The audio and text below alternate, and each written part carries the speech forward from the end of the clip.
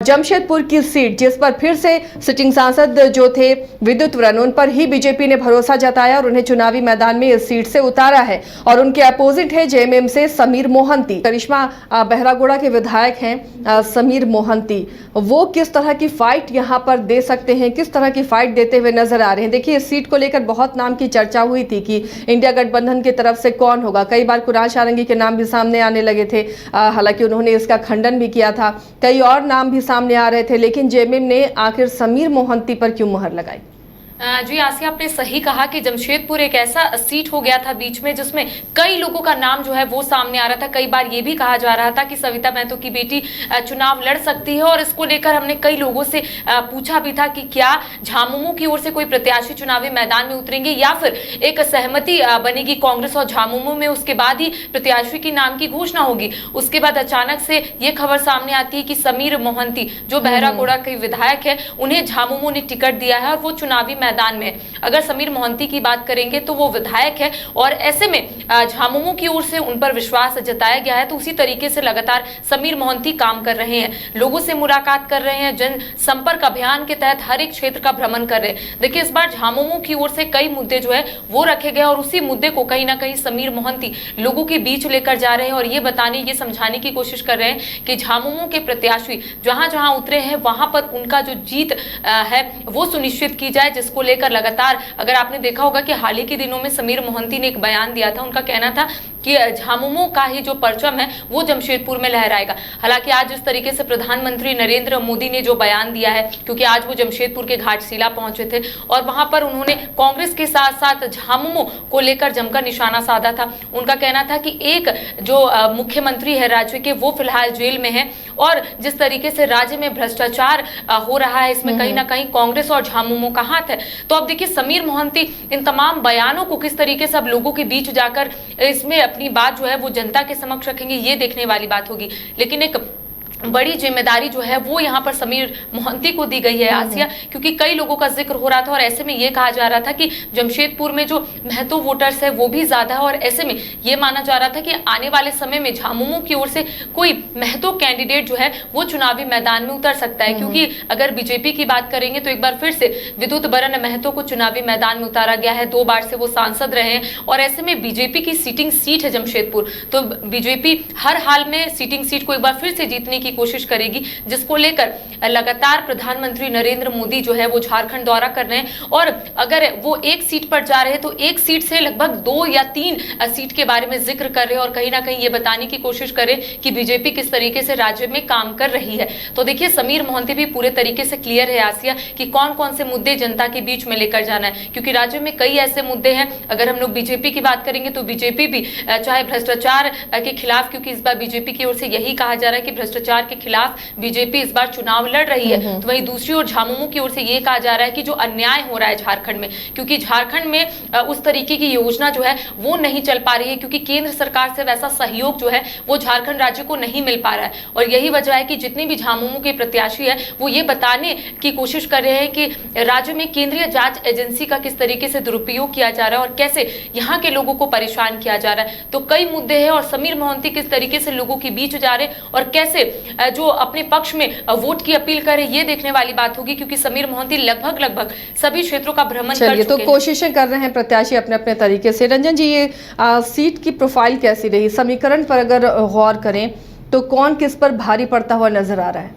देखिए, ये बताना बड़ा मुश्किल है, और इसलिए भी मुश्किल है क्योंकि अगर आप जमशेदपुर में जो 6 विधानसभा हैं उसमें देखें तो फिलहाल बीजेपी के पास एक भी सीट नहीं है। अगर आप देखें तो यहाँ जेएमएम के 4 विधायक हैं, कांग्रेस से 1 विधायक हैं जो कि मंत्री भी हैं, बन्ना गुप्ता, और एक निर्दलीय सरयू राय हैं। तो ये 6 विधानसभा की सीटें हैं जिस पर कि बीजेपी से जो है एक भी कैंडिडेट नहीं है। ये विधानसभा की बात है। हालांकि लोकसभा के चुनाव की अगर आप बात कीजिए और 2019 के लोकसभा चुनाव की अगर आप बात कीजिए, तब जो है विद्युत वरण महतो ने जो अभी वर्तमान मुख्यमंत्री हैं चंपाई सोरेन, उनको 3 लाख वोटों से बिल्कुल एक तरफे मुकाबले में जो है वो पराजित किया था। लगभग 60% मत जो है विद्युत वरण महतो को आए थे और 33% वोट जो हैं वो चंपाई सोरेन को मिले थे। तो इससे अंदाजा लगता है कि ये बीजेपी का एक स्ट्रांग होल्ड रहा है। और अगर आप ट्रेडिशनली इसे देखें और अगर आप यहाँ पर जाएं तो आप देखते हैं कि जो बहरागोरा है वहां से समीर मोहंती जो है वो विधायक हैं। और दिलचस्प ये है कि विद्युत वरण महतो भी बहरागोरा के ही विधायक थे सांसद बनने से पहले। तो ये चीज एक दोनों में कॉमन दिखती है। और इसके अलावा अगर आप देखें तो जो समीर मोहंती हैं वो बहरागोरा से 60,000 वोटों से जीतने में कामयाब हुए थे। और अगर जो 6 विधानसभा की सीटें हैं जमशेदपुर लोकसभा के अंतर्गत उसमें से अगर सबसे बड़ी जीत हुई थी तो वो समीर मोहंती की ही जीत हुई थी। लेकिन उस वक्त ये भी चीजें देखने को मिला कि बीजेपी और आजसू अलग अलग चुनाव लड़ रही थी। हालांकि उसका कोई प्रभाव जो बहरागोड़ा है उस पर तो नहीं पड़ता। लेकिन अगर आप घाटशिला देखें जहां से कि रामदास सोरेन जो है वो 6,700 से कुछ ज्यादा वोटों से जीते थे, वहां पर आजसू को 31,910 वोट आए थे। तो आप अंदाजा लगा सकती हैं कि अगर वहां पर आजसू और बीजेपी मिलकर लड़ते तो घाटशिला का परिणाम जो है वो बदल सकता है। और इसी तरह से जो जुगसलाई है वहां पर जहां मंगल कालिंदी जीते 22,000 वोटों से जीते, लेकिन आजसू को 46,500 वोट यहां पर आए थे। तो बीजेपी यहां पर अपने लिए उम्मीदें तलाश रही है। प्लस ये है कि विद्युत वरण महतो का जो अपना एक जो 10 साल का कार्यकाल है उसमें जो उन्होंने अपने काम किए हैं वो गिना रहे हैं। और सबसे बड़ी बात कि वो मोदी का नाम भी है उनके साथ। लेकिन देखिए 2 बार से सांसद रहे हैं रंजन जी, तो एंटी इनकम्बेंसी भी होती है सीटों पर कि लगातार जनता अगर आपको चुन रही है उसके बाद वो बदलाव चाहती है। तो क्या ये फैक्टर यहाँ पर काम करेगा या मोदी फैक्टर उस पर भारी पड़ेगा?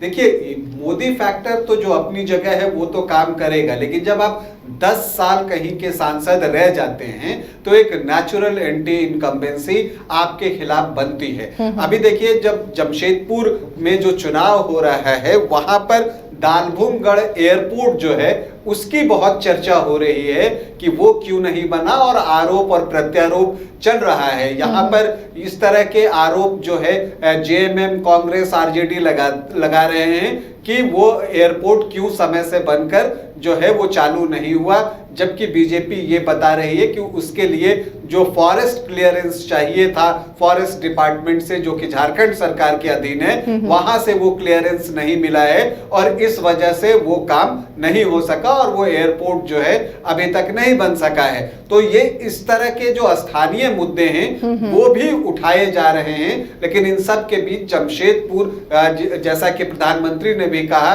कि ये मिनी हिंदुस्तान के जैसा है, तो यहाँ पर जो है अलग अलग शहरों के भी लोग आकर रहते हैं, अलग अलग राज्यों के लोग जो है वो आकर रहते हैं। और अगर आप देखें तो यहाँ पर उड़िया, बंगाली, इनका भी एक मत जो है यहाँ पर है, उनका वोट है।